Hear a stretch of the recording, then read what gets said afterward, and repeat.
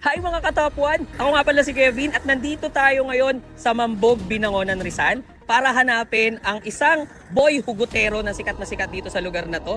Isa din siyang Grab delivery rider. Kilalanin natin siya at hamunin natin na gumamit ng Top 1 synthetic motor oil.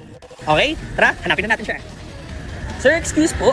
Kilala niyo po ba yung boy hugotero ng Mambog, Binangonan, Rizal? Si Alan Tisoy TV. Dito sa ligaan to. Okay. Sige. Sikat pala si Alan Tisoy TV dito. Salamat po, sir. Hi mga katapwan, kasama natin ngayon ang boy hugotero ng Binangonan, Rizal, Alan Tisoy TV. Sir, magpakilala ka naman sa ating mga katapwan. Ako nga pala si Alan Tisoy TV, ang hugotero ng Binangonan, Rizal. Ako ay isang full-time delivery rider sa Grab.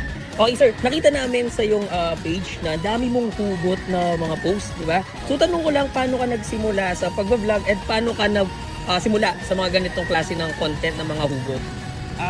Year 2022, ang content ko talaga, yung pagtulong talaga, yung mga nasisiraan. Eh, nung lately lang, siguro one year ago, nagdrama lang ako ng madaling araw. Pumutok, nag-views ng, isang araw lang nag-views ng 1.5 million. Kaya nagulat ako, dinire-diretso ko na. Bilang isang delivery rider, sir, paano mo inaalagaan ang yung motorcycle? Sa sa Chase Oil, 1.5 lang talaga ang pinakasagad ko sa pagka-Chase Oil ko.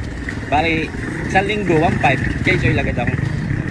Isa yung pinapatagal ko ng 1 month, ayaw kasi masira agad eh. Ay, kailangan natin sa hanap buhay ito eh.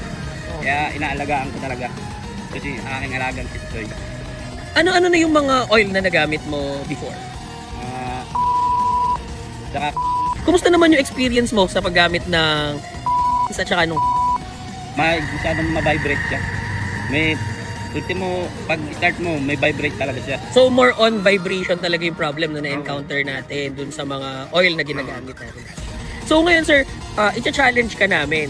Tatanggapin mo ba ang challenge namin na gumamit ulit ng Top 1 oil?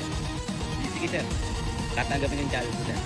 Okay, so yun mga katapwan, tinatanggap ni Mr. Alan Tisoy TV ang hamon natin para gumamit ulit ng Top 1 oil product. So abangan natin sa mga susunod na araw kung ano ang magiging resulta o ano magiging feedback at magiging review niya sa experience niya sa paggamit ng Top 1 oil.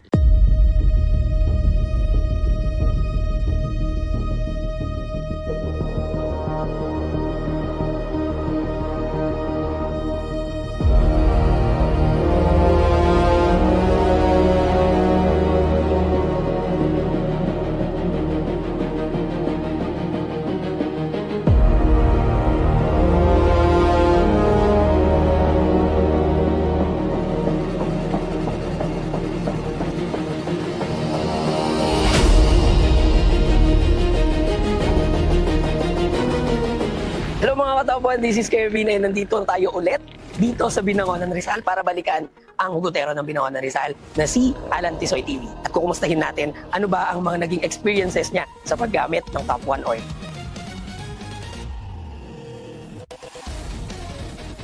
Ako nga pala si Alan Tisoy TV, ang hugotero ng Binangonan, Rizal. Ang experience ko sa Top 1, yung vibrate ng motor ko nawala, madali na siyang i-start. Dati 1.5 ako mag-Chase Oil. Ngayon 2,000 kasi nga, bang ganda ng langis na na-experience ko sa Top 1. Matagal ko na rin halos nagagamit, mga magwa 1 year na siguro. Ito pa rin siya, ang ganda pa rin ang makina niya.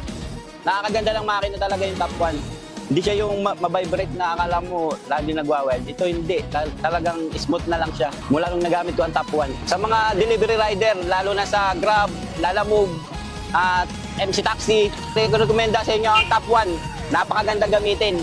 Halos, ang tagal ko lang nagagamit, halos 1 year na. Subok ko na to. Kaya mag-Top 1 na rin kayo. Top 1 lang ang malakas. At yun mga katapwan, napanood natin kung ano nga ba ang naging experience ni Alan Tisoy TV sa paggamit ng Top 1 synthetic motor oil. Kaya sa lahat ng riders dyan, ano pang hinihintay nyo? Subukan nyo na ang Top 1 synthetic motor oil. Again, this is Kevin, ang inyong katapwan. On your next oil change, go synthetic, go for Top 1 synthetic motor oil.